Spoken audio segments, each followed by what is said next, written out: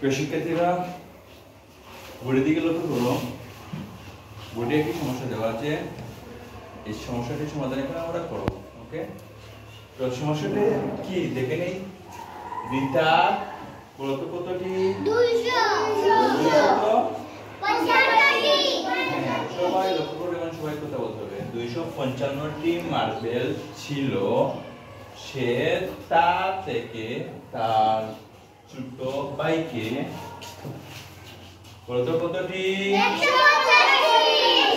150টি marble দিল।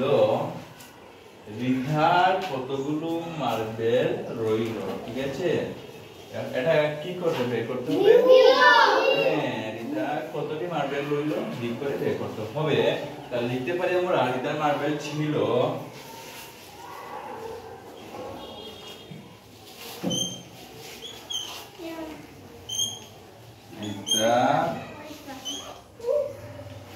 Marble ছিল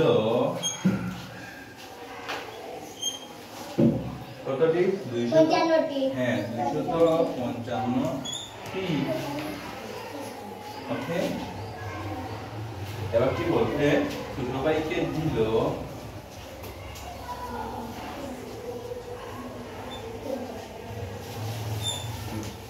ভাইকে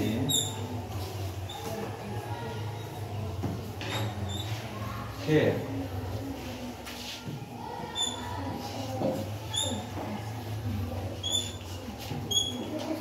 মার্বেল দিল। ছোট ভাইকে মার্বেল দিল কতটি বলো তো দেখি? 150টি। 150টি। 150টি।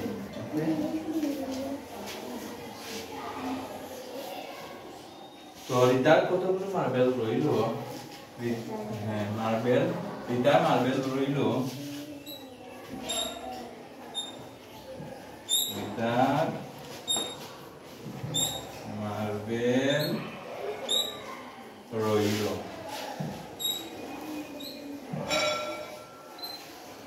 এবার দেখো তো বিয়োগ করতে হবে, এর জন্য বিয়োগ চিহ্ন দিয়ে দিচ্ছি। ওকে, এবার দেখো 5 থেকে 0 বিয়োগ করলে কত থাকে?